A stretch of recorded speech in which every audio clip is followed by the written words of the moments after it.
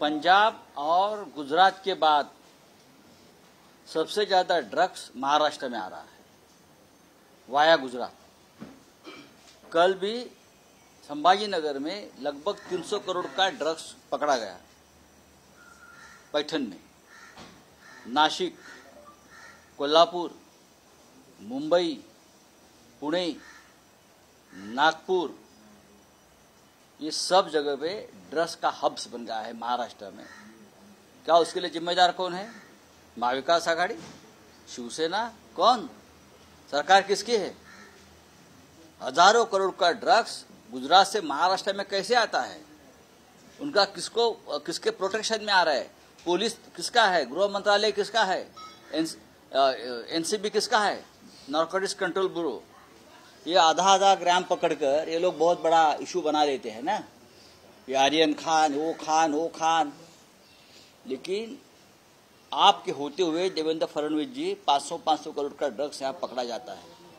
जो पकड़ा जाता है वो पकड़ा गया, जो नहीं पकड़ा गया है वो बच्चों के पास कॉलेज में, स्कूल में, घर घर में पहुंच गया है। आप उस बारे में क्या बोलेंगे? तो सबसे पहले महाराष्ट्र में ये ड्रग्स के रावण का अंत करना पड़ेगा। पंजाब उड़ता पंजाब हो गया, गुजरात में उड़ता गुजरात हो गया। अब क्या महाराष्ट्र को खत्म करना चाहते हो? अब महाराष्ट्र को केनिया और नाइजीरिया की तरफ लेके जाना चाहते हो? सबसे बड़ा ड्रग्स व्यापार का हब बनाना चाहते हो? यहाँ से बड़े बड़े उद्योग गुजरात में लेके गए और वहां से क्या आ रहा है? तो ड्रग्स। हाँ, ये क्या सोची सब्जी एक रणनीति है कि महाराष्ट्र को खत्म कर दो इस तरह से? तो जरूर हम ये कहेंगे कि आज ड्रग्स का रावण महाराष्ट्र से खत्म करना चाहिए, और खत्म कर देंगे हम लोग। जो होना है वो देख लेंगे।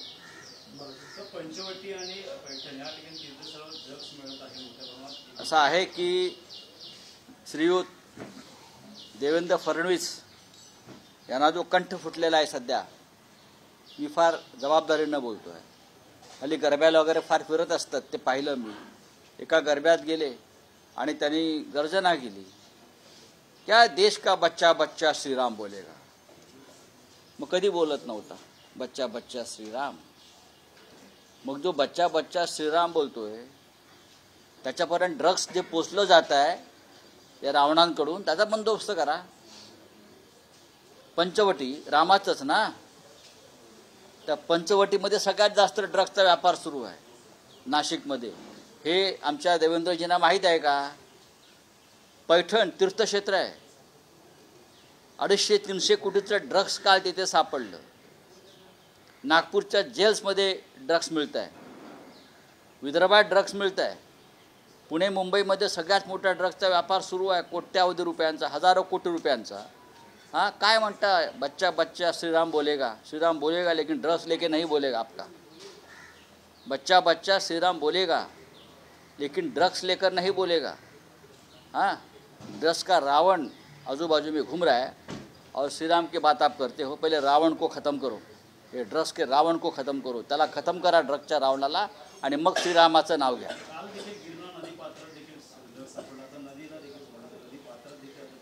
अहो, हा संपूर्ण महाराष्ट्र ड्रग्सनं खतम झालेला आहे, खोकला झालेला आहे, आणि त्या ड्रग्सचे हप्ते या राज्यकर्त्यांपर्यंत जात आहेत।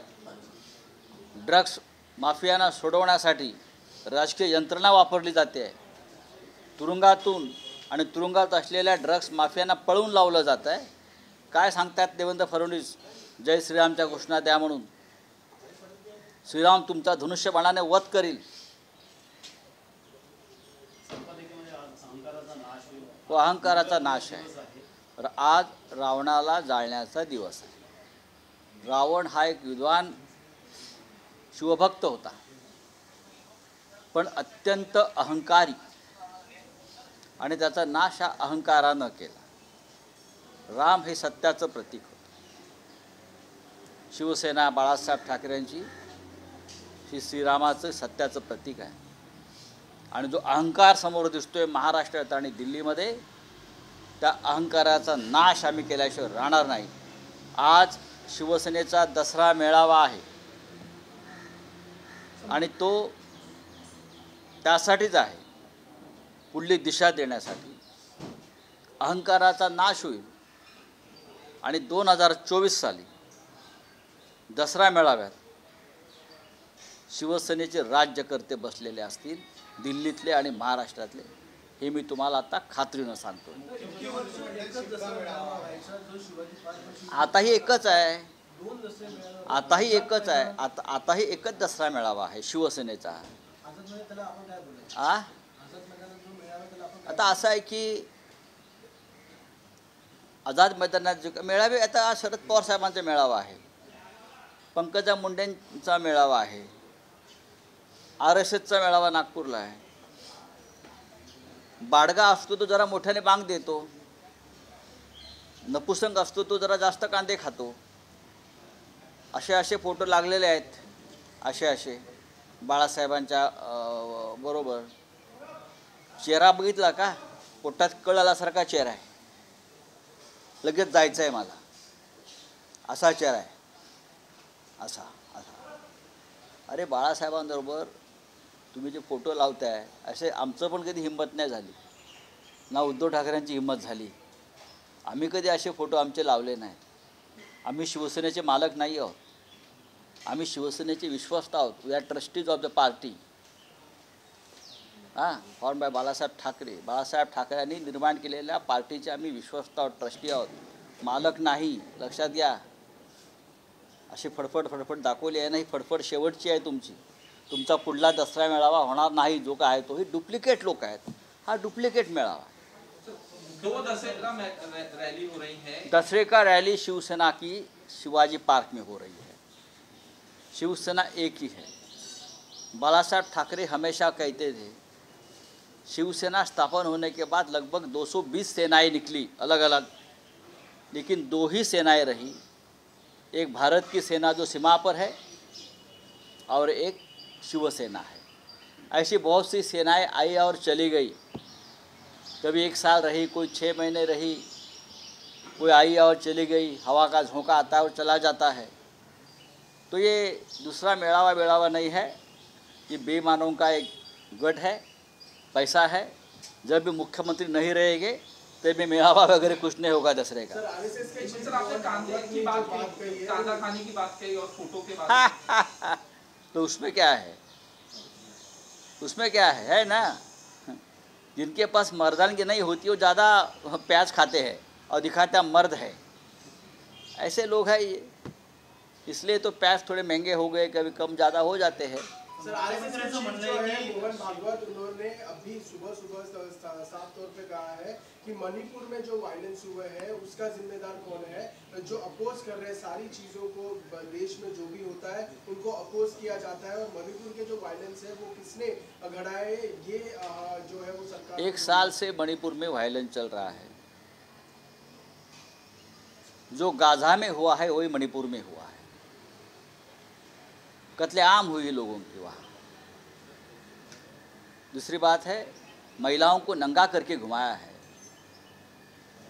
और हमारी जो सरकार है केंद्र की,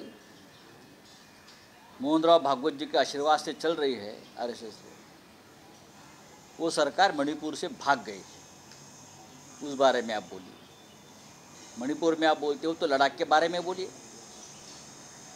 मणिपुर के हिंसा में चाइना का हाथ है, सबको मालूम है, इसलिए सरकार चुप बैठी है. लद्दाख में चीनी सेना घुस गई है, सबको मालूम है. वहाँ उस लद्दाख के ऊपर ना RSS के सरसंघ चालक साहब हमारे बोल रहे हैं, ना मोदी जी बोल रहे हैं. जो राजनीतिक फ़ायदे वाली बात है उसके ऊपर आप बात करते हैं. जो आपके फ़ायदे की बात नहीं है उसके ऊपर आप चुप बैठते हो.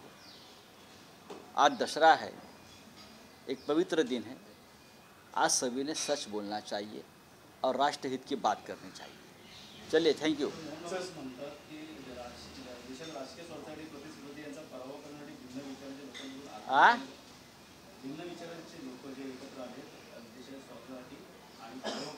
म्हणजे कोण?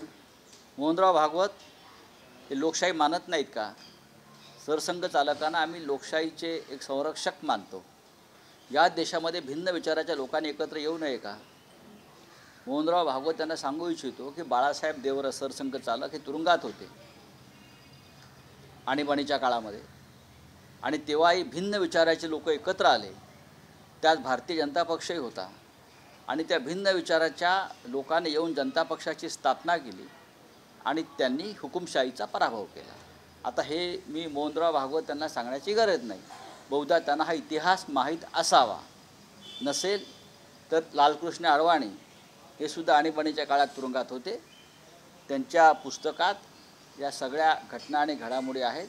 ते पुस्तक मी मोहनराव भागवत साहेबांना पाठवून दिले. सर अभी फिलहाल जो है हीरानंदानी और भूया मुत्रा के केस में हीरानंदानी खुद सामने आके ये बात कह रहे हैं कि हाँ मेरे जो है वो जो संबंध थे वो भूया मुत्रा के साथ थे दोस्ती के तौर पे, और उस वजह से जो पार्लियामेंट में बात छिड़ी. मुझे मालूम नहीं है, मैं जानकारी लूँगा और बात करूँगा. सर हिंदी में जानना चाहूँगा, जिस तरह से अभी आपने मराठी में कहा मोहन भागवत जी के बारे में, भिन्न विचारों के लिए क्या है कि राजनीतिक स्वार्थों के कारण इस तरह से किया. अगर मोहनराव भागवत जी इंडिया की बात कर रहे हैं तो उनकी बात राष्ट्रहित की नहीं है. भिन्न विचार के लोग अगर इंडिया ग्रुप में आए हैं और वो तानाशाही के खिलाफ लड़ने की बात करते हैं तो मोहनराव भागवत जी ने इंडिया का समर्थन करना चाहिए, क्योंकि देश को बचाना है, लोकतंत्र को बचाना है और संविधान को बचाना है. अगर भिन्न विचारों की बात मोहनराव भागवत जी कर रहे हैं, सरसंघ चालक कर रहे हैं, तो उनको पता होना चाहिए जब जब देश के लोकतंत्र पर आघात हुआ है, हमला हुआ है, तो भिन्न विचारों के लोग देश हित के लिए एक साथ आकर एक जंग छेड़कर देश को उन्हें बचाया है. इमरजेंसी में सरसंघ चालक उस वक्त के बाला साहब देवरस जेल में बंद थे. सभी भिन्न विचारों के लोग ही जेल में बंद थे और बाद में भारतीय जनता पार्टी के साथ सभी ये भिन्न विचारों के लोगों ने एक साथ आकर जनता पार्टी का निर्माण किया था और तानाशाही का पराभव किया था. ये आपको मालूम होना चाहिए. अगर आपको नहीं मालूम है ये इतिहास भिन्न विचारों के लोगों का, तो मैं आपको ये कहना चाहूँगा, लालकृष्ण अडवाणी अभी भी जीवित है. लालकृष्ण अडवाणी जी भी जेल में रहे, अटल जी भी जेल में रहे, जनसंघ के बड़े बड़े नेता उस वक्त जेल में रहे.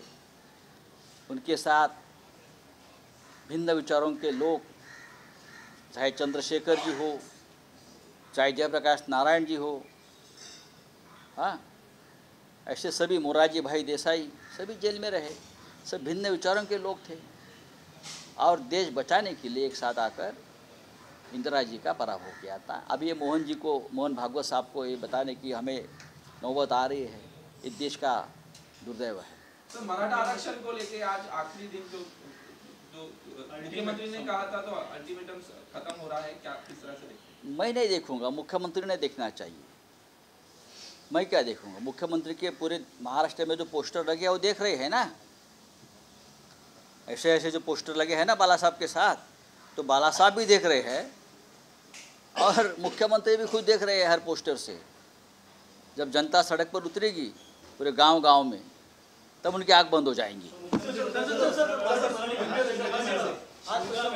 24 तारखेचा अल्टिमेटम होता, संपलेला आहे. काय वाटतं, सरकारने निर्णय घ्यावा, तो घेईल का सरकार? सरकार कसा निर्णय घेईल? सरकारमध्ये निर्णय घेण्याची क्षमताच नाही आहे. जसं आता प्रश्न विचारला की याकडे आपण कसं बघता, बोला आम्ही कशा करता पाहायला पाहिजे. संपूर्ण महाराष्ट्रात मुख्यमंत्र्यांचे असे उडणारे पोस्टर लागले आहेत ना बाळासाहेबांच्या बरोबर, तर प्रत्येक पोस्टरमधून ते बघतायत काय होतंय काय नाही ते. पण ते काय बघणार? आज मुदत संपलेली आहे, त्याने आश्वासन दिलेलं आहे. आज दसरा आहे, दसऱ्याच्या निमित्तानं आज 3.5 मुहूर्तापैकी एक मुहूर्त आहे, त्यांनी घोषणा करावी. संभाजी भिडे म्हणतात नेत्यापासून जनता देखील फालतू है, असं संभाजी भिडे म्हणाले. बीजेपी कार्यकर्ता तोड़फोड़ कर रहे हैं, कैंडिडेट मंत्री के ऊपर मंत्री के बाद प्रदर्शन कर रहे हैं. आप किस तरीके से देखते हैं? मैंने देखा कैडर जो था आप जिस भारतीय जनता पार्टी में अब केडर नहीं बचा है, न विचार बचा है. वहाँ सत्ता का खेल चलता है और चलता रहेगा. हमने देखी है बीजेपी एक बहुत ही डिसिप्लिन पार्टी हमेशा रही है, सत्ता की भूखी कभी नहीं थी. लेकिन जिस तरह से महाराष्ट्र में हो या मध्य प्रदेश में हो, तोड़ फोड़ करके जो सरकारें बनाई जाती है, अब वो केडर बेस्ड पार्टी विचारों वाली पार्टी नहीं है. चलिए.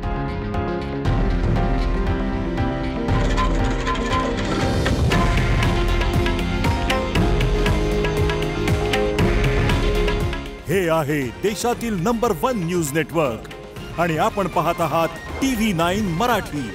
काळजी तुमची, हित महाराष्ट्राचं.